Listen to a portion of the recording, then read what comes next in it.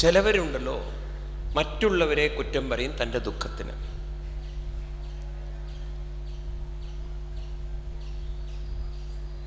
ഇപ്പം മരുമകളാണെങ്കിൽ ആരെ കുറ്റം പറയും? പറയേണ്ട കാര്യം. അല്ലെങ്കിൽ ആരെങ്കിലും ഭാര്യ ഭർത്താവിനെ കുറ്റം പറയണോ, അയാളുടെ സ്വഭാവം ശരിയില്ലാത്തതുകൊണ്ട് ഞാൻ പണ്ട് കല്യാണത്തിന് മുമ്പ് എത്ര നല്ല ഒരാളായിരുന്നു എന്നറിയോ. പലരും പറയാം നിങ്ങളെപ്പോലൊരു മനുഷ്യൻ ലോകത്തിലില്ലാന്ന്. കല്യാണത്തിന് ശേഷം ഞാൻ ഇങ്ങനെയായതത്രേ. പിന്നെ പറയണ്ടല്ലോ ആരാ കേടുവരുത്തിയത് എന്നുള്ളത്. അപ്പോൾ മറ്റുള്ളവരെ കുറ്റം പറയുന്ന ഒരു വിഭാഗം ഉണ്ടോ ഇല്ലയോ? അവരാണ് എൻ്റെ ദുഃഖങ്ങൾക്ക് കാരണം. അങ്ങനെ ഉള്ള ആളുകളെയാണ്, അത്തരത്തിലുള്ള ആളുകളാണ് ആരെപ്പോലുള്ള ആളുകൾ എന്നറിയോ? ഒരു ദശരഥനെ പോലുള്ള ആളുകൾ. കൈകേയിയാണ് എന്നെ തളർത്തിയത്. പക്ഷേ അവസാനം ആ ദശരഥനും പറയേണ്ടി വന്നു, കൈകേയിയെ കുറ്റം പറയണ്ട. ആന വെള്ളം കുടിക്കുന്നു എന്ന മിഥ്യാധാരണയിൽ അമ്പെയ്തപ്പോ നെഞ്ചു മുനികുമാരൻ്റെ നെഞ്ചത്ത് ചെന്ന് തറച്ചപ്പോ കണ്ണു കാണാത്ത മുനി തൻ്റെ പുത്രൻ മരിച്ച ദുഃഖത്തിൽ പുത്രൻ്റെ ചിതയിലേക്ക് ചാടുന്നതിന് മുമ്പ് പറഞ്ഞു, എത്ര പുത്രവേദന ഞാൻ അനുഭവിക്കുന്നു, നീയും അതേ പുത്രവേദന അനുഭവിക്കട്ടെ. അവസാനം തിരിച്ചറിവുണ്ടായി, കൈകേയിയല്ല എന്നെ തളർത്തിയത് എൻ്റെ പ്രവൃത്തിയാണ്. അങ്ങനെ ഒരു കൂട്ടരുണ്ട്. ആരെ പോലെയുള്ളവർ? മറ്റുള്ളവരാണ് എന്നെ തളർത്തുന്നത്. ഉണ്ടോ ഇല്ലയോ? ഇവിടെ തന്നെ ഇഷ്ടം മാതിരി ഇരിക്കുന്നുണ്ട്, പുറമേക്കൊന്നും നോക്കണ്ട. അത് നമുക്ക് സഹജമായ സ്വഭാവമാണ്. ഇനി വേറൊരു കൂട്ടരുണ്ട്, ആരെയും കുറ്റം പറയാൻ കണ്ടിട്ടില്ലെങ്കിൽ പിന്നെ കാണുന്നത് ജ്യോത്സ്യന്മാരെയാണ്. കാരണം അപ്പോൾ അവർക്കറിയണം ഏത് ഗ്രഹത്തിനെയാണ് കുറ്റം പറയേണ്ടത്. ശനിദോഷമോ അല്ലെങ്കിൽ ചൊവ്വാദോഷമോ രാഹുദോഷമോ ഏതെങ്കിലും ഒരു ദോഷം, അപ്പോഴും കുറ്റം പറയണം ആരെങ്കിലും ഒരാളെ. എൻ്റെ കുഴപ്പം കൊണ്ടല്ല ഞാനിങ്ങനെ, നക്ഷത്രം ശരിയില്ലാത്തതുകൊണ്ട് അത്ര. അപ്പോഴും കുറ്റം ആർക്കാ? നക്ഷത്രത്തിന്. അതിൽ ഒരു സുഖം കണ്ടെത്തുക, മറ്റുള്ളവരെ കുറ്റം പറയുന്നതിൽ സുഖം. പറയണോ, ഈ രണ്ട് കൂട്ടർക്ക് ആത്മീയത കൊണ്ട് വലിയ പ്രയോജനമില്ല. ആർക്കാണ് ആത്മീയത? ഭാഗവതം ആർക്കാ പ്രയോജനം ചെയ്യുക? എന്നെ തളർത്തുന്നത് എൻ്റെ സ്വന്തം മനസ്സിൻ്റെ ദൗർബല്യമെന്ന് ഉൾക്കൊള്ളാൻ പറ്റുന്നവർക്ക് ഈ ഭാഗവതം ഉപയോഗം ചെയ്യും. മനസ്സിലായില്ലേ? പരീക്ഷിത്ത് മഹാരാജാവ് ചോദിക്കുന്നതാണ്, എൻ്റെ മനസ്സിൻ്റെ ഭയം എങ്ങനെ നീക്കണം? എൻ്റെ മനസ്സിൽ ഭയം കൊണ്ട് തളർത്തിയത് ഞാൻ തന്നെയാണ്. എന്തിന് ഞാൻ തക്ഷകനെ കുറ്റം പറയണം? എന്തിന് ഞാൻ മുനികുമാരനെ കുറ്റം പറയണം? ഇതൊക്കെ വയ്യാവേലികൾ ഉണ്ടാക്കി വെച്ചത് ഞാൻ തന്നെയാണത്. മനസ്സിലാവുണ്ടോ? അപ്പോൾ ഈ ഭാഗവത സപ്താഹമൊക്കെ കേട്ടാൽ നമ്മുടെ സ്വഭാവത്തിൽ ഒരു മാറ്റം വരണം. സപ്താഹം കേട്ടു കഴിഞ്ഞാൽ ഒരു വ്യത്യാസം വരേണ്ടത്, മറ്റുള്ളവരാണ് എൻ്റെ ദുഃഖത്തിന് കാരണം എന്ന് ഒരു നക്ഷത്രത്തെയും ഒരു ഗ്രഹത്തെയും കുറ്റം പറയാതെ, മറ്റുള്ളവരെയും കുറ്റം പറയാതെ ഇത് സ്വയം പറയാൻ സാധിക്കണം. എന്നെ വേദനിപ്പിക്കുന്നത് ഞാൻ തന്നെയാണ്. ഇത് ഉൾക്കൊള്ളാൻ സാധിക്കുക. അത് അനുഭവത്തിലൂടെ പഠിച്ച ഒരാളാണ് അജാമിളൻ. അങ്ങനെ ആ കഥയിലേക്ക് കടക്കുകയാണ്. പണ്ടൊരു ബ്രാഹ്മണൻ, അദ്ദേഹത്തിൻ്റെ പേരായിരുന്നു അജാമിളൻ. വേദമൊക്കെ പഠിച്ച് കല്യാണമൊക്കെ കഴിച്ച് കുട്ടികളൊക്കെയായി അങ്ങനെ കാലം മുന്നോട്ട് പോകുമ്പോൾ എന്തോ ആവശ്യത്തിന് വേണ്ടി ഇങ്ങനെ കറങ്ങി നടക്കുന്ന കൂട്ടത്തിൽ ഒരു പെണ്ണിനെ കണ്ടു, ഇഷ്ടപ്പെട്ടു. അവളാണെങ്കിൽ അത്ര നല്ലൊരു കയ്യിലിരിപ്പുകാരിയായിരുന്നില്ല. ഇദ്ദേഹത്തിനെ വശീകരിച്ച് തൻ്റെ കയ്യിൽ വെച്ച് ഭാര്യയിൽ നിന്നും മക്കളിൽ നിന്നൊക്കെ അച്ഛനമ്മമാരിൽ നിന്ന് അകറ്റി. ഇന്നിപ്പോൾ സീരിയലൊക്കെ കാണുന്നില്ലേ? അതുപോലൊരു സീരിയലിൽ പെട്ട ഒരാളായിരുന്നു ആര്? ഈ അജാമിളൻ. അന്നുകൊണ്ട് ഈ സീരിയലുകാരെന്ന് പറയുന്നത്. അങ്ങനെ അതിലൊക്കെ പെട്ട് അജാമിളൻ പെണ്ണിൻ്റെ വശത്തിലായി. എന്തിനു പറയുന്നു? അവളുടെ കൂടെ ജീവിതം തുടങ്ങി. എന്തായാലും ഒരു ഗുണമുണ്ടായി, ഈ വേശ്യയിലും കുട്ടികളുണ്ടാവാൻ തുടങ്ങി. അതിലുള്ള കുട്ടികൾക്കൊക്കെ അദ്ദേഹം കുറച്ച് ദൈവീകമായ പേര് കൊടുത്തു എന്നാണ്. കേശവൻ, മാധവൻ, അങ്ങനെയൊക്കെ ഓരോരോ പേര്. അവസാനം 10 കുട്ടികൾ. ആദ്യത്തേൽ 6 ഉണ്ട്. ഈ 10ാമത്തെ കുട്ടിക്കും പേര് കൊടുത്തു നാരായണൻ. നിങ്ങൾക്കറിയാലോ ഒക്കെ, കഥകളൊക്കെ നല്ലോണം അറിയുന്നത് നല്ലതാണ്. ഇതൊക്കെ നമുക്ക് കേൾക്കും, നമ്മൾ മനസ്സിലാക്കും, പക്ഷേ നമ്മൾ ഇതൊന്നും ഉൾക്കൊള്ളില്ല. ഇത് ഈ കുട്ടികൾക്കൊക്കെ നല്ല നല്ല പേര് ഇപ്പോൾ ഒക്കെ നന്നായി വരുന്നുണ്ട് കേട്ടോ. പണ്ടൊരു എട്ടക്കാലം ഉണ്ടായിരുന്നു, മഹാമോശം. കുറച്ചു കാലം മുമ്പ് ഈ ജത്തു, ജിത്തു, മുത്തു, പുത്തു, കുത്തു എന്നും പറഞ്ഞിട്ട് ഒരു അർത്ഥമില്ലാത്ത പേരുകൾ. സങ്കടം തോന്നിയിരുന്നു. എനിക്കൊരു കുട്ടിയുടെ പേരൊക്കെ കേട്ടപ്പോൾ വിഷമം തോന്നിയിരുന്നു. എന്താ മോളെ പേര് എന്ന് വെച്ചാൽ മിക്രി എന്ന്. ഞാൻ ചിരിപ്പിക്കില്ല, ട്രൂത്ത്. എന്തിനാ മിക്രി എന്ന് പേരിട്ടിരിക്കുന്നത് ചോദിച്ചപ്പോഴാണ് പറയണത്, ഈ അച്ഛൻ്റെ അമ്മയുടെ ആദ്യത്തെ അക്ഷരം കൂട്ടി യോജിപ്പിക്കുന്ന ഒരു പരിപാടി ഉണ്ടല്ലോ. അച്ഛൻ്റെ പേരിൻ്റെ ആദ്യത്തെ അക്ഷരവും അമ്മയുടെ പേരിൻ്റെ ആദ്യത്തെ അക്ഷരവും കൂടി ചേർത്തപ്പോൾ പാവം പെണ്ണിൻ്റെ പേര് മിക്രി എന്നായി. ഞാൻ പറഞ്ഞു ഭാഗ്യം മാക്രി എന്നിടാഞ്ഞത്. ചോദിച്ചു എങ്ങനെ ഈ മിക്രി വന്നെന്ന് എനിക്ക് എപ്പോഴും പിടിയിട്ടില്ല. അപ്പോൾ പറഞ്ഞു അച്ഛൻ്റെ പേര് കൃഷ്ണകുമാർ എന്നാണ്, അമ്മയുടെ പേര് മിനി എന്നാണ്. അപ്പം കൃഷ്ണകുമാറിൻ്റെ ക്രവും മിനിയുടെ മീയും ചേർത്താൽ ക്രിമീന്നാണ് ശരിക്ക് വരേണ്ടത് അല്ലേ? ഒരു പെണ്ണിനെ ക്രിമീന്ന് വിളിച്ചാൽ എങ്ങനെ ഉണ്ടാവും? അപ്പം അതൊന്നും കൂടി ഫാഷനാക്കിയതാണ് അവർ, മിക്രി. എന്തെല്ലാം പേരുകളറിയോ, രസമാണ്. ഈ ലോകത്തിൽ നിന്നൊക്കെ കുറേ വ്യത്യാസം ഇപ്പോൾ വന്നിട്ടുണ്ട്. ഇപ്പോൾ കുറച്ച് ആളുകൾക്ക് ഭക്തി കൂടിയോ എന്നൊരു സംശയം. കുട്ടികൾക്ക് പേരിടുമ്പോണ്ടല്ലോ ഒരു ബോധമില്ലാതൊക്കെ പേരുണ്ട്. ശങ്കരനാരായണ വെങ്കിട്ടരമണൻ. അത് എഴുതിണ്ടാക്കണേ, ദൂരം എത്ര വേണം? പേരിനൊരു അറ്റം നോക്കും നിങ്ങൾ പോയത്, ഭക്തി കൂടി പോയി. അപ്പോൾ ഇങ്ങനെ ഇദ്ദേഹത്തിൻ്റെ ജീവിതത്തിൽ അവസാന പുത്രന് നാരായണ. അപ്പോൾ ഇടയ്ക്കിടയ്ക്കൊക്കെ ഓമനപുത്രനോട് വാത്സല്യം കാരണം ഇങ്ങനെ എന്ത് വിളിക്കും, നാരായണ നാരായണ നാരായണ എന്ന് വിളിക്കുമ്പോൾ എവിടെയോ ചില പഴയ ഓർമ്മകളൊക്കെ ഇങ്ങനെ വരാൻ തുടങ്ങി. ഒരു ദിവസം കിടന്നുറങ്ങുമ്പോൾ അദ്ദേഹം കാണുന്നൊരു രംഗം, കറുത്ത രൂപത്തിൽ കുറച്ച് ആളുകൾ വന്ന് കെട്ടി വരിയുന്നതൊക്കെയാണ്. അപ്പം അദ്ദേഹത്തിന് മനസ്സിലായി ആരാണ്, നമ്മുടെ സ്വന്തം ആൾക്കാരാണ്, കാലദേവൻ്റെ ആൾക്കാരെ ഇവിടുന്ന് കൊണ്ടുപോവുകയാണ്. ഇനി പോവാം നമുക്ക്, ഇനി ബാക്കിയുള്ള ജീവിതം അവിടെ വെച്ചിട്ടാക്കാം. കണ്ടില്ലേ സീരിയലൊക്കെ, ഇനി ബാക്കി സീരിയൽ അവിടുന്ന് കാണിച്ചു തരാം എന്നുള്ള രീതിയിലൊക്കെ കൊണ്ടുപോവുകയാണെന്നൊക്കെ മനസ്സിലായി. തന്നെ വരിഞ്ഞു മുറുക്കി കൊണ്ടുപോവാന്ന് കണ്ടതും ഭയം കൊണ്ട് ഉച്ചയ്യാഹ നാരായണ, ഉച്ചത്തിൽ അലറിക്കൊണ്ട് വിളിച്ചുപോയി. ആരുടെ പേര്? നാരായണ എന്നൊരൊറ്റ വിളി. അങ്ങനെ വിളിച്ച് ഈ കഥകളൊക്കെ പറയുമ്പോണ്ടല്ലോ ഇത്തിരി സയൻസ് ഉണ്ട് കേട്ടോ ഇതിന്. ഈ ചിലർക്കൊക്കെ ഉണ്ടല്ലോ ഈ കഫക്കെട്ടൊക്കെ വന്നു കഴിഞ്ഞാൽ, നെഞ്ചൊക്കെ കഫക്കെട്ട് നിറഞ്ഞു കഴിഞ്ഞാൽ ഇത്തരത്തിലുള്ള ദുസ്വപ്നങ്ങളൊക്കെ ചിലപ്പോൾ കാണുമത്രേ. അപ്പോൾ ഈ ശ്വാസം എടുക്കാൻ പറ്റില്ല. അപ്പോൾ ശ്വാസം എടുക്കാൻ പറ്റാതെ വരുമ്പോൾ ഈ വെയിനുകളൊക്കെ ഇങ്ങനെ വരിഞ്ഞു മുറുങ്ങുന്ന പോലെ തോന്നും.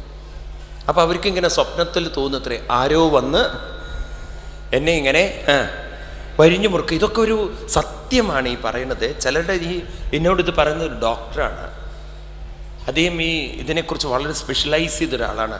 പറയുകയാണ് ഈ അജാമിളൻ്റെ കഥ വളരെ സത്യമാണ് സ്വാമി. ഇത് വാസ്തവത്തിൽ ചില ആളുകൾക്കൊക്കെ ഇങ്ങനത്തെ ഒരു എക്സ്പീരിയൻസ് ഉണ്ടാവാറുണ്ട്. പ്രത്യേകിച്ച് നെഞ്ചൊക്കെ വന്ന് കഫക്കെട്ടൊക്കെ നിറഞ്ഞ് ശ്വാസം എടുക്കാതെ വരുമ്പോൾ ആ ഒരു വലിക്കുന്ന സമയത്തുണ്ടല്ലോ അവർക്ക് തോന്നും ആരോ വന്നവരെ വരിഞ്ഞു മുറുക്കി കെട്ടി വലിക്കുകയാണ്. അപ്പോഴാണ് ആ പേടിയിലിങ്ങനെ ഉച്ചത്തിലൊക്കെ ഓരോന്ന് വിളിച്ചു പറയുന്നത്. അപ്പം ഇത് പറഞ്ഞതും ചില രൂപങ്ങൾ, വിഷ്ണു രൂപങ്ങൾ, നല്ല പീതാംബരധാരികളായിട്ട് കിരീടമൊക്കെ ധരിച്ച് കുറച്ച് ആൾക്കാർ ഇവർ വരുന്നു, യമദൂതന്മാരെ തട്ടി മാറ്റണു. എന്നിട്ട് അവർ തമ്മിൽ ചില സംവാദങ്ങൾ ഇയാളതൊക്കെ കേട്ടുകൊണ്ടിരിക്കുകയാണ്. ആ കെട്ടഴിക്കുന്നു, അവർ അദ്ദേഹത്തിനെ സ്വതന്ത്രനാക്കണം. അപ്പം അവിടെ ഒരു തർക്കം നടന്നു എന്നാണ്, വിഷ്ണുദൂതന്മാരും യമദൂതന്മാരും തമ്മിൽ. അപ്പം യമദൂതന്മാരോട് വിഷ്ണുദൂതന്മാർ ചോദിക്കുകയാണ്, ഇയാളെ നിങ്ങൾ എങ്ങടാ കൊണ്ടുപോകുന്നത്? എന്താ പറഞ്ഞത്? ഗുരുവായൂരിലേക്ക് ഭാഗവത സപ്താഹം കേൾപ്പിക്കാൻ എന്നാണ് പറഞ്ഞത്? അല്ല, എങ്ങടാ കൊണ്ടുപോകുന്നത്? ഇയാളെ ഞങ്ങൾ കൊണ്ടുപോകുന്നത് നരകത്തിലേക്ക് കൊണ്ടുപോവുകയാണ്. കാരണം അച്ഛനെ ഉപേക്ഷിച്ചു, അമ്മയെ ഉപേക്ഷിച്ചു, ഭാര്യയെ വേദനിപ്പിച്ചു, മക്കളെ ഉപേക്ഷിച്ചു, എന്നിട്ട് മറ്റൊരു സ്ത്രീയുടെ കൂടെ ചേർന്ന് ഇല്ലേ എല്ലാ ഉത്തരവാദിത്തങ്ങളും മറന്ന് ജീവിച്ചതുകൊണ്ട് ഇദ്ദേഹത്തിന് ഈ ശിക്ഷ ഞങ്ങൾ കൊടുക്കുകയാണ്. അപ്പം പറഞ്ഞു, ഇദ്ദേഹമുണ്ടല്ലോ അവസാനം നാരായണ എന്ന് വിളിച്ചതുകൊണ്ട് സർവപാപൈ പ്രമുച്യതേ. അപ്പം സ്വാമിജി ഞങ്ങൾക്ക് സൗകര്യമായിട്ടപ്പോൾ ഇതുവരെ ഞങ്ങൾക്കൊരു പേടിയുണ്ടായിരുന്നു എന്തെങ്കിലും ചെയ്യാൻ. ഇപ്പം ഞങ്ങൾക്ക് മനസ്സിലായി എന്ത് വേണമെങ്കിലും ചെയ്യാം, അവസാനം ചാവാൻ നേരത്ത് ഒറ്റ വിളി വിളിച്ചാൽ മതി. അതും വിചാരിച്ചിരിക്കണ്ട കേട്ടോ, ആ സമയത്ത് അതൊന്നും വരാൻ പോണില്ല. അതിലൊക്കെ നല്ല തൊലിക്കട്ടിയുള്ള ആളുകളുണ്ട്. പാവ ഒരു അമ്മ സ്ഥിരമായി സപ്താഹത്തിന് പോകുന്നൊരു അമ്മ ഉണ്ടായി. എവിടെ സപ്താഹം ഉണ്ടോ അവിടെ പോകും. അങ്ങനെ സപ്താഹം കേട്ടിരിക്കുമ്പോൾ ഇവരുടെ ഹസ്ബൻഡ് ഒരു ബിസിനസ്സുകാരനാണ്. ഇദ്ദേഹത്തിന് പെട്ടെന്ന് ഒരു കാർ ആക്സിഡൻറ്റ് പെട്ട് ഭയങ്കരമായി ആക്സിഡൻറ്റ് പറ്റി ഹോസ്പിറ്റലിൽ അഡ്മിറ്റ് ചെയ്തു, ICUലൊക്കെ കടത്തി. ഡോക്ടർ പറഞ്ഞു കാര്യമില്ല, തലയ്ക്കൊക്കെ അടി കിട്ടിയത്, ഇടി കൊണ്ടത് ഇങ്ങോട്ടുണ്ടാവില്ല, അങ്ങോട്ട് തന്നെയാണ്, രക്ഷപ്പെടാൻ വഴിയില്ല.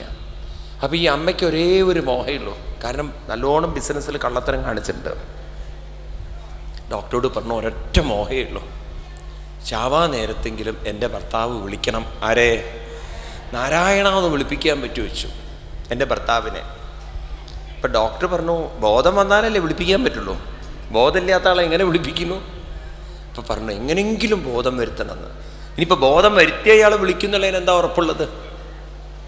അപ്പം പറഞ്ഞു നോക്കൂ, അത് നിങ്ങൾ വിഷമിക്കണ്ട, ഞാൻ പറഞ്ഞോളാം വിളിക്കാൻ, നിങ്ങൾ ബോധം തെളിയിപ്പിച്ചു തന്നാൽ മതി. അപ്പോൾ ഡോക്ടർ ഇങ്ങനെ ആലോചിച്ചിട്ട് പറഞ്ഞു നോക്കാം, ഒരു ഇഞ്ചക്ഷൻ കൊടുക്കാൻ നമുക്ക് 1,00,000 രൂപയാണ് അതിന്. അതൊരു സെക്കൻഡ് നേരമൊക്കെ ബോധം ഉണ്ടെങ്കിലായി. അതിന് അത്ര വില പിടിച്ച ഇഞ്ചക്ഷൻ അമേരിക്കയിൽ നിന്ന് കൊണ്ടുവരും വേണം. അപ്പം മക്കളോട് പറഞ്ഞു, 3 മക്കളാണ്. മൂത്തവനോട് പറഞ്ഞു അച്ഛന് നാരായണ എന്ന് വിളിച്ചിട്ടെങ്കിൽ ഒരു ഗതി കൊടുക്കാൻ സാധിച്ചാൽ ഈ അമ്മ ഭാഗ്യവതിയല്ലടാ. പറഞ്ഞു അമ്മേ 1,00,000 കൂടി കളഞ്ഞു കുടിക്കണമെന്നുണ്ടോ അമ്മയ്ക്ക്? അറിഞ്ഞുകൊണ്ട് അച്ഛൻ നാരായണ എന്ന് വിളിക്കില്ല. ഇത്രയും കാലം ഞാൻ എൻ്റെ ജീവിതത്തിൽ കണ്ടില്ലേ വിളിക്കുന്നത്, മനസ്സിലായില്ലേ? അമ്മ വെറുതെ 1,00,000 രൂപ കളയണ്ട. രണ്ടാമത്തെ മകനോട് പറഞ്ഞപ്പോൾ അമ്മയ്ക്ക് അച്ഛൻ പെട്ടെന്ന് പോകണമെന്നുണ്ടോ ചോദിച്ചു. അതെങ്ങനെയാണ് പോവുക? അല്ല, നാരായണ എന്ന് അമ്മ പറഞ്ഞു കഴിഞ്ഞാൽ അപ്പം അച്ഛൻ വിചാരിക്കും ആർക്കോ കാശ് കൊടുക്കണ്ടെന്ന്. അപ്പോഴും അയാൾക്ക് ബിസിനസ്സേ ഓർമ്മ വരുള്ളൂ. അല്ലെങ്കിൽ ഞങ്ങളെ ചീത്ത വിളിക്കും, എന്താടാ നാരായണൻ്റെ അടുത്ത് നിന്ന് മേടിക്കാത്തതെന്നും, എന്തോ നാരായണൻ തിരിച്ചു തരാണ്ടെന്നുള്ള ബോധം അയാൾക്കുള്ളത്. ഇതൊക്കെ പറഞ്ഞപ്പോൾ മൂത്തവൻ കൊടുത്തില്ല, രണ്ടാമത്തവൻ കൊടുത്തില്ല, മൂന്നാമത്തവൻ പറഞ്ഞു ശരി അമ്മയ്ക്ക് ഇനി അങ്ങനെ ഒരു മോഹണ്ട ഇരിക്കട്ടെ. കൊടുത്തു കാശ്, ഇഞ്ചക്ഷൻ വാങ്ങിച്ചു കൊണ്ടുവന്നു. അങ്ങനെ കൊടുത്തു ഇഞ്ചക്ഷൻ. ഭാര്യയുണ്ട് അടുത്ത്, മക്കൾ 3 പേരുമുണ്ട്. ഡോക്ടർ പറഞ്ഞു അങ്ങനെ ബഹളമൊന്നും വെക്കരുത്, നാരായണ എന്ന് വിളിച്ച് പെട്ടെന്ന് മരിച്ചാൽ പിന്നെ ഞങ്ങൾ ഉത്തരവാദിയാവും, പതുക്കെ വിളിക്കാവൂ എന്നൊക്കെ. ബോധം വന്നതും ഭാര്യ തട്ടി ഉണർത്തി ചോദിച്ചു മനസ്സിലായോ എന്നെന്ന് വെച്ചു. അപ്പോൾ അവ കണ്ണൊക്കെ ഇങ്ങനെ തുറന്നിട്ട് പറഞ്ഞു ഓ മീനാക്ഷി അല്ലേ, മനസ്സിലായി. ഭാര്യയ്ക്ക് സന്തോഷമായി, എന്നെ തിരിച്ചറിഞ്ഞല്ലോ ഭർത്താവ്. അധികമൊന്നും വൈകിച്ചില്ല, വേഗം ഭർത്താവിനോട് പറഞ്ഞു നാരായണ എന്ന് വിളിക്കൂന്ന്. സ്ത്രീ പറഞ്ഞല്ലോ. ഭർത്താവ് ചോദിച്ചെന്ത്? നാരായണ എന്നൊന്ന് വിളിക്കൂന്ന്. ഉടനെ പറഞ്ഞെന്താ അറിയാ, വിളിക്കില്ല. ആ സമയത്ത് അതാ കുരുത്തക്കേട് തോന്നിയത്, വിളിക്കില്ല. പക്ഷെ ഭാര്യ നല്ല ബുദ്ധിയുള്ള സ്ത്രീയായിരുന്നു, നിങ്ങളെയൊക്കെ പോലെ, മനസ്സിലായി. ഉടനെ പറഞ്ഞു, ഭാര്യ ചോദിക്കുകയാണ് എന്ത് വിളിക്കില്ല എന്നാ പറഞ്ഞത്? അങ്ങനെയെങ്കിലും ഇയാൾ പറയുമല്ലോ, എന്ത് നാരായണ എന്ന് വിളിക്കില്ല എന്ന്. പക്ഷെ അയാൾ ശരിക്കും ഏത് നാട്ടുകാരനാ ഞാൻ പറയുന്നില്ല, അയാൾ ഉടനെ പറഞ്ഞെന്താ അറിയോ, നീ പറഞ്ഞത് പറയില്ല എന്ന്. ആള് ചാവുകയും ചെയ്തു. അത്ര തുലിക്കട്ടി. നമ്മൾ വിചാരിക്കേണ്ട ചാവാൻ നേരത്ത് നാരായണ എന്നൊക്കെ വരുന്നുള്ളതൊന്നും വരില്ല അത്. അപ്പോൾ ഇങ്ങനെ ഇദ്ദേഹത്തിനെ മുക്തമാക്കി ആര്? വിഷ്ണുദൂതന്മാര്. അങ്ങനെ മുക്തമാക്കിയത്. ഇതൊക്കെ നടന്നു എന്നൊന്നും ഭാഗവതത്തിലില്ല കേട്ടോ.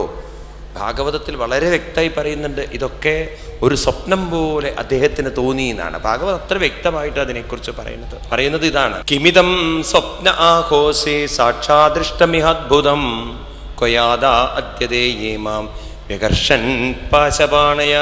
ഇതൊരു സ്വപ്നമായിരുന്നു എന്ന് അദ്ദേഹത്തിന് തോന്നി എന്നാണ്. അപ്പോൾ ഈ കഥകളൊക്കെ നമ്മൾ കേൾക്കുമ്പോൾ അങ്ങനെ കാണാം. പിന്നെ ഈ കഥയ്ക്കൊരു അപകടമുണ്ട്. പലരും കരുതിയിരിക്കുന്നത് ഈ വിഷ്ണുദൂതന്മാർ വന്ന് ഇദ്ദേഹത്തിനെ പിന്നെ ഉടലോടെ കൊണ്ടുപോയി എന്നാണ്. എങ്ങോട്ട്? സ്വർഗത്തിലേക്ക്. അങ്ങനെയല്ലേ കേട്ടിരിക്കുന്നത്? ആണോ? ഈ അജാമിളൻ്റെ കഥ ഏറെ തെറ്റിദ്ധരിക്കപ്പെട്ട് കേട്ടിട്ടുള്ളൊരു കഥയാണ്. അങ്ങനെ അജാമിളൻ നാരായണ എന്ന് വിളിച്ചതും വിഷ്ണുദൂതന്മാർ വന്ന് ഉടലോടെ കൊണ്ടുപോയി. അവിടെ എന്താ പോസ്റ്റ്മാൻ്റെ ജോലി വയ്ക്കാൻ. ഭാഗവതത്തിൽ ഇങ്ങനത്തെ ഒരു വിഡിത്തങ്ങളും പറഞ്ഞിട്ടില്ല. ഭാഗവതത്തിൽ വളരെ വ്യക്തമായി പറയുന്നുണ്ട്, ഇദ്ദേഹത്തിന് നാരായണ എന്ന് വിളിച്ചപ്പോൾ അദ്ദേഹത്തിന് വിവേകം വന്നു എന്നാണ്. അദ്ദേഹത്തിന് മനസ്സിലായി, ഞാൻ എന്നെ ഉയർത്തുകയല്ല ചെയ്യുന്നത്, എന്നെ തളർത്തുകയാണ്. ഈ തിരിച്ചറിവ് വന്നപ്പോൾ അദ്ദേഹം ഒരു തീരുമാനമെടുത്തു. എന്താ തീരുമാനം? ഭാഗവതത്തിലെ ഈ ശ്ലോകങ്ങൾ നിങ്ങൾ നോട്ട് ചെയ്ത് വെക്കണേ. കാരണം ഈ കഥ തെറ്റിദ്ധരിക്കപ്പെട്ടതുകൊണ്ടാണ് ഞാൻ പറയുന്നത്. ഇത് ശരിക്കും മനസ്സിലാക്കണം. 2-ാമത്തെ അധ്യായത്തിൽ 6-ാം സ്കന്ധത്തിൽ 2-ാം അധ്യായത്തിൽ 39-ാമത്തെ ശ്ലോകം മുതൽ പറയുന്നു. ഇതി ജാതസ്സു നിർവേദം ക്ഷണസംഗേന സാധുഷോ ഗംഗാദ്വാരമുപേയായ മുക്ത സർവാനുബന്ധനം സ തസ്മിൻ ദേവസദനം ആസീനോ യോഗമശ്രിതം പ്രത്യാഹൃതേന്ദ്രിയഗ്രാമോ യുയോജമന ആത്മനി തതോ ഗുണേഭ്യ ആത്മാനം വിയുജ്യാത്മസമാധിനാം യുയുജേ ഭഗവത്താംനി ബ്രഹ്മണി അനുഭവാത്മനി ഹിത്വാ കളേബരം ദിത്വേ ഗംഗായം ദർശനാധനു സദ്യസ്വരൂപം ജഗൃഹേ ഭഗവൽ പാശവത്തിനം. വളരെ മനോഹരമായി ഭാഗവതി വർണ്ണിക്കുകയാണ്. ഈ മഹാനുണ്ടല്ലോ, തൻ്റെ മനസ്സ് തന്നെ തളർത്തിക്കൊണ്ടിരിക്കുകയാണ്, നശിപ്പിച്ചുകൊണ്ടിരിക്കുകയാണ്, ഞാൻ താഴോട്ടാണ് പോയിക്കൊണ്ടിരിക്കുന്നത് എന്ന് തിരിച്ചറിഞ്ഞതോടുകൂടി അവിടെ നിന്ന് അദ്ദേഹം തീരുമാനിച്ചു, ഇതിന്നൊക്കെ എനിക്ക് മുക്തനാവണം, എൻ്റെ മനസ്സിനെ ശക്തിപ്പെടുത്തണം, ധൈര്യപ്പെടുത്തണം, അതിനെ ഈശ്വരനെ അനുഭവിപ്പിക്കണം. ഞാൻ മറ്റു പലതും അനുഭവിച്ചു, പല സൗകര്യങ്ങളും അനുഭവിച്ചു, ലൗകികങ്ങളും അനുഭവിച്ചു. ഇനി എനിക്ക് ആരെ അനുഭവിക്കണം? ഭഗവാനെ. എന്തു ചെയ്തു അത്രേ? ഇതി ജാതസ്സു നിർവേദം ക്ഷണസംഗേന സാധുഷു. സാധുജനങ്ങളുമായിട്ടുള്ള ഒരു സംഘം കൊണ്ട്, നല്ല തന്നെ മുക്തരാക്കിയ കുറെ ആളുകളുടെ ആ ചിന്തനം കൊണ്ട് ഇദ്ദേഹം ഗംഗാദ്വാരമുപേയായ. എന്താണ് ഗംഗാദ്വാരം? ഗംഗാദ്വാരം എന്ന് പറഞ്ഞാൽ ഹരിദ്വാർ എന്നർത്ഥം. നേരെ എങ്ങോട്ട് പോയി? അപ്പൊ സ്വർഗത്തിലേക്ക് പോയിട്ടില്ല എന്ന് ഭാഗവതം വ്യക്തമാണ്. ഭാഗവത പ്രകാരം അദ്ദേഹം പോയിരിക്കുന്നത് ഗംഗയുടെ തീരം, അതായത് ഹരിദ്വാറിൽ പോയി. എന്തിനാ അവിടെ പോയത്? മുക്ത സർവാനുബന്ധന, എല്ലാ ബന്ധങ്ങളും വിട്ടുകൊണ്ട് അങ്ങോട്ട് പോയത് യുയോജ മന ആത്മനി, തൻ്റെ മനസ്സിനെ യുയോജ, യോജിപ്പിക്കുക, ചേർക്കുക. ആരിലേക്ക്? ആത്മാവായ ഭഗവാനിലേക്ക്. അപ്പോൾ ഇനി ഒരു കാര്യം കൂടി എനിക്ക് അനുഭവിക്കണം. ആരെ അനുഭവിക്കണം? ഭഗവാനെ അനുഭവിക്കണം. അപ്പോൾ അദ്ദേഹത്തിനെ ഒരു ഭഗവാനും സ്വർഗത്തിൽ കൊണ്ടുപോയിട്ടില്ല, വൈകുണ്ഠത്തിൽ കൊണ്ടുപോയിട്ടില്ല. അദ്ദേഹം തന്നെ എല്ലാം ഉപേക്ഷിച്ച് ഹരിദ്വാറിൽ ചെന്ന് തൻ്റെ മനസ്സിനെ തന്നിലേക്ക് തന്നെ ലയിപ്പിച്ച് ഭഗവാനെ അനുഭവിക്കണം എന്നൊരു ദൃഢനിശ്ചയം ചെയ്ത് അവിടെ ഇരുന്നു. എന്നിട്ടോ തതോ ഗുണേഭ്യ ആത്മാനം വിയുജ്യാത്മസമാധിനാം യുയുജേ ഭഗവദ്ധാംനി ബ്രഹ്മണി അനുഭവാത്മനി. തൻ്റെ മനസ്സിനെ മുഴുവൻ ഭഗവത് വിചാരത്തിലൂടെ അഭ്യസിപ്പിച്ച് ക്രമേണ അദ്ദേഹത്തിന് ഭഗവാന്റെ ഒരു അനുഭൂതി വരാൻ തുടങ്ങിയത്. എൻ്റെ കൂടെ ഭഗവാനുണ്ട്, ഞാനെപ്പോഴും ഭഗവാന്റെ കൂടെയാണ്, ഭഗവാനുണ്ടല്ലോ, ഈ ഒരു ഫീലിംഗ് അദ്ദേഹത്തിന് വരാൻ തുടങ്ങി. അപ്പം നമുക്കൊക്കെ ഉണ്ടല്ലോ, കണ്ണ് കൂടെയുണ്ട്, കാത് കൂടെയുണ്ട്, ഇല്ലേ? അനുഭവം ഉണ്ടല്ലോ. ഇതേപോലെ അദ്ദേഹത്തിൻ്റെ ബുദ്ധിയിൽ നല്ലവണ്ണം ഉറച്ചു കിട്ടി, എൻ്റെ കൂടെ എപ്പോഴും ഭഗവാനുണ്ട്. നമ്മളൊക്കെ ചിലപ്പോൾ സമയത്തുണ്ടല്ലോ ബുദ്ധി നമ്മളോട് പറയുക പ്രശ്നങ്ങൾ കൂടെയുണ്ട് എന്നാണ്. പക്ഷേ ഇവിടെ ഇദ്ദേഹത്തിൻ്റെ മനസ്സിൽ ഇപ്പോൾ ആര് കൂടെയുണ്ട്? ഭഗവാൻ. അങ്ങനെ അദ്ദേഹം മനസ്സുറപ്പിച്ച് ഇനി തീരുമാനിച്ചു, ഇനി ശരീരം കൊണ്ട് എനിക്ക് കാര്യമില്ല. ഹിത്വാ കളേബരം തീർത്വേ, തൻ്റെ ശരീരം എങ്ങോട്ടൊഴുക്കി? ഗംഗയിൽ ഒഴുക്കിക്കൊണ്ട് മനസ്സ് മുഴുവൻ ഭഗവത് പാർശ്വവർത്തിനാം, തൻ്റെ മനസ്സ് ഭഗവാനിലേക്ക് ചേർന്നു എന്നാണ്. അപ്പം ഈ അജാമിളൻ്റെ കഥ നമുക്ക് ഓർമ്മിപ്പിച്ചു തരുന്നത് അജാമിളൻ സ്വയം തിരിച്ചറിഞ്ഞു, എൻ്റെ മനസ്സ് ഉയരുകയല്ല ചെയ്യുന്നത്, താഴുകയാണ്. ഇനി നമ്മളൊക്കെ നോക്കൂ, നിങ്ങൾ ഇതൊക്കെ നമ്മുടെ കഥയാണത്, നമ്മുടെ ചരിത്രമാണ്. പ്രായം കൂടുന്തോറും നമ്മുടെ മനസ്സ് ഉയരുകയല്ല ചെയ്യുന്നത്, താഴുകയാണ് ചെയ്യുന്നത്. അപ്പം നമ്മളൊക്കെയാണ് അജാമിളന്മാർ. അജാമിളൻ എന്നുള്ള ശബ്ദത്തിനർത്ഥം അജം എന്ന് പറഞ്ഞാൽ താഴ്ത്തുന്നത് എന്നർത്ഥം. അജം ഒരർത്ഥം എന്താണെന്ന് വെച്ചാൽ ജനന മരണമുള്ളത്, മീളനം, സമ്മേളനം, ചേർന്നവൻ എന്നർത്ഥം. തന്നെ താഴ്ത്തുന്ന സാധനങ്ങളുമായി മനസ്സിനെ സമ്മേളനം ചെയ്തവരെയാണ് ആരെന്ന് വിളിക്കുന്നത്? അജാമിളൻ. ഒരർത്ഥം. എന്നാൽ അതേ മനസ്സുണ്ടല്ലോ ഭഗവാനുമായി ഒന്ന് സ്മരണയിലേക്ക് ചിരിഞ്ഞപ്പോൾ അപ്പോഴും അജാമിളനാണ്. ഭഗവാനെ വിളിക്കുന്നൊരു പേര് കൂടിയാണ് അജം. അജം എന്ന് പറഞ്ഞാൽ സംസ്കൃതത്തിൻ്റെ പ്രത്യേകത, ഒന്ന് അങ്ങോട്ടും ഇങ്ങോട്ടും തിരിച്ചാൽ അർത്ഥവ്യത്യാസങ്ങൾ വരും. അജം എന്നുള്ളതിന് ഒരർത്ഥം ജനന മരണങ്ങൾ ഉള്ളത് എന്നൊരർത്ഥം. അതുകൊണ്ട് മായയെ അജം എന്ന് വിളിക്കും. മറ്റൊരർത്ഥം ജനന മരണം ഇല്ലാത്തത്, ഇല്ലാത്തത്. അപ്പം ഭഗവാൻ എന്നൊരർത്ഥം. അപ്പോൾ ജനന മരണമുള്ളതുമായും മേളനം ചെയ്യാം. ആരുമായിട്ടും മേളനം ചെയ്യാം? ഭഗവാനുമായിട്ട്. മനസ്സിൻ്റെ ഒരു പ്രത്യേകതയാണിത്. മനസ്സിന് പ്രകൃതിയുമാവാം, മനസ്സിന് ഈശ്വരനുമാകാം. നിങ്ങൾ രാമായണമൊക്കെ ശ്രദ്ധിച്ചു വായിച്ചു കഴിഞ്ഞാൽ നിങ്ങൾക്ക് കാണാൻ പറ്റും. ലക്ഷ്മണോപദേശത്തിൽ ശ്രീരാമസ്വാമി ലക്ഷ്മണനോട് പറയും, വത്സ സൗമിത്രേ ലക്ഷ്മണ കേൾക്കണം എന്നുടെ വാക്യങ്ങൾ മത്സരാദ്യം വെടിഞ്ഞെന്നും.